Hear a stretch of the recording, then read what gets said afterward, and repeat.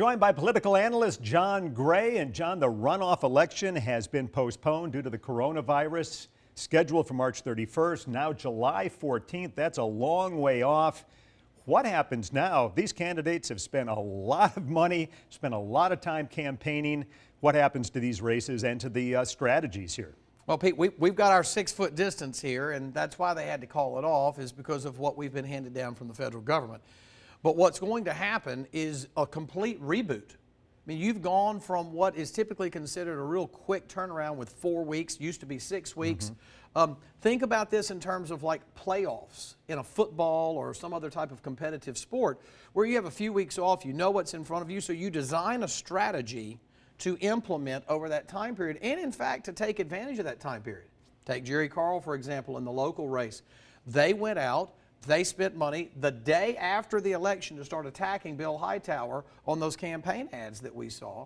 And now, where that time was very compressed and they probably had a really good strategy of punch, punch, counter punch, and then come out with positives, that just got completely extended into a 3.5 to 4 month cycle, and he spent a lot of money. So you got to go re-raise that money. You've now got to come out with new ads. And in 3 to 4 months, does anybody remember what you said about Bill Hightower? On the other hand, Bill Hightower had held back his money.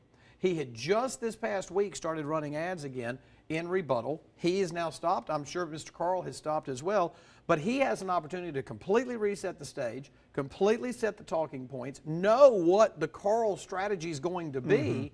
This is interesting because there are people that I guarantee you're going to look back at this after we get the June results and they're going to say, did this change the outcome? This one it does, but the Senate race maybe not. All right. Talking about the Carl and Hightower situation, what happens now? And for the Senate candidates as well, obviously you can't have any rallies or really any get-togethers. That's probably going to last at least, I would assume, through the end of April, maybe beyond. You know, when do you kind of crank it back up again, you know, health concerns permitting? Well, if anybody's wondering how long the governor really thinks this is all going to last, there's a real tell here in this date of June, because she could have put this date in May. And what they had was a 4-week runoff cycle. So you really had to give them 4 weeks to kind of redo over again. They didn't give them 4 weeks. They've got 12 weeks here. And they've got a real opportunity, you know, to make a difference. But you're right, the door-to-door canvassing operations are shut down. But they've given them more time. And we can do it virtually. People can go out and knock on doors virtually. But where Jerry Carl had made a lot of progress, I had heard from folks knocking on doors, sign placements, those signs stay up. People continue to vote. The signs stay up and people continue to support him. But the question is, do they go vote? Because that's where I think the problem is. In a runoff election or a special election, you're usually looking at single digits in turnout, 4 to 9%. Every once in a while you can get 10 or 12%. Right. But this is especially going to be true in this particular race. But what happens because they're mostly seniors? Are they coming? They're scared to death right now.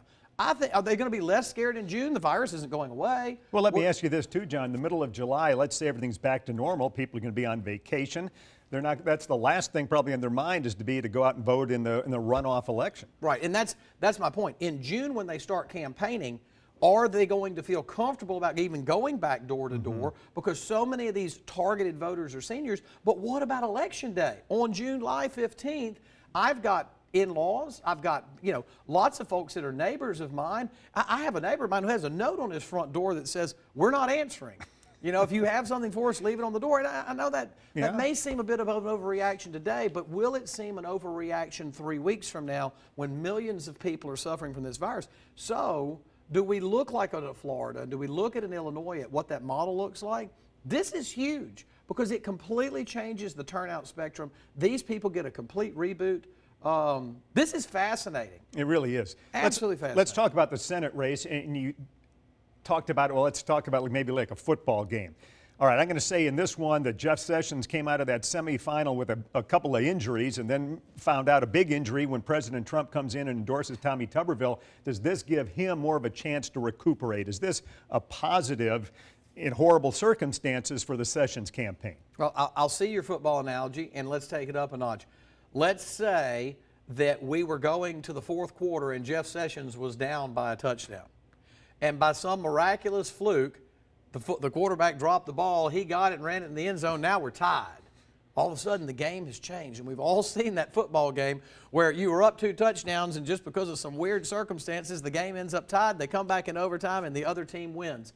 That's not out of the realm of possibilities. I will tell you, though, for Jeff Sessions, he was down about 3 touchdowns. I mean, the numbers were really daunting, and if this becomes an opportunity to reboot, it will be because the president is distracted. And maybe his team has the ability to get into the president, maybe change some of the waters. I can't really tell you that he was in that Tuberville was in the lead because of anything Tuberville is doing. Jeff made a good point. Can he take the next 4 months and dodge debates? There's an opportunity for virtual debates. There's an opportunity, a lot of programming. People are at home. I'm certain your station and others are going to be reaching out and saying, hey, we've got 4 months. Would you like to come in and talk? That's the question. Can Jeff flip the table by just Trump being distracted and forcing Tommy Tuberville to do something he didn't want to do? Absolutely. All right, this is kind of far-fetched. What if President Trump's popularity among Republicans drops due to the coronavirus and the way the federal government handles this? Let's say President Trump isn't as popular in July than he is now. Is that a ridiculous equation there to think about and how it might impact our rates? Not at all. As a matter of fact, I don't know when your contract's up, but you might want to step over and do some political consulting because what you just pointed out is how Republicans felt about the bailout. And what's going to happen if we have a TARP-like program come out with the airlines, Boeing, with a lot of the restaurants that we hear are closing. You're going to have a group of people in this country that are going to say, that's absolutely great, we need to do that. But you're going to have a very large contingent of Republicans who are going to say no. And guess who that's going to be led by is your Club for Growth people who have supported Tommy Tuberville. So what happens if Jeff Sessions stands up and says, what the president's doing is wrong, this is not the principles the Republican Party was founded on, I've liked him, I told you I'd support him, I know he doesn't like me, but let me tell you something, this president is wrong for what he's doing, and if I was there, I would be standing up saying, no, we're not providing any more bailouts. I think the really interesting question, though, is does Tuberville go the same way?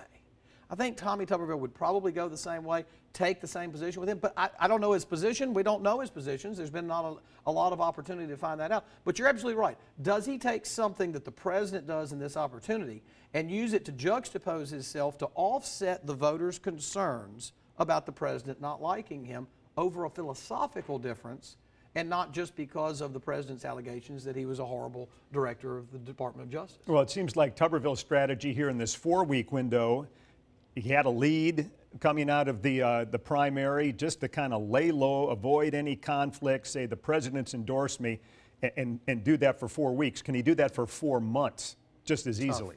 It's tough, though I will say this is a big distraction.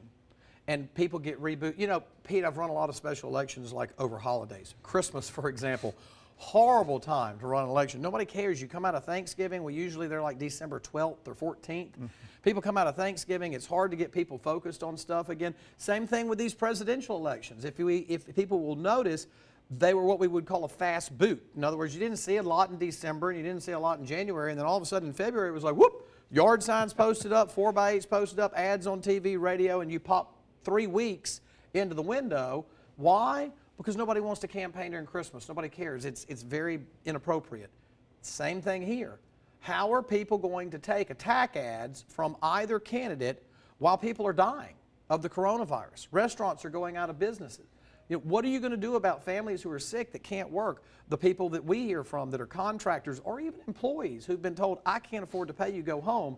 How does all this bickering amongst two relatively elitist politicians going to look to the people at home?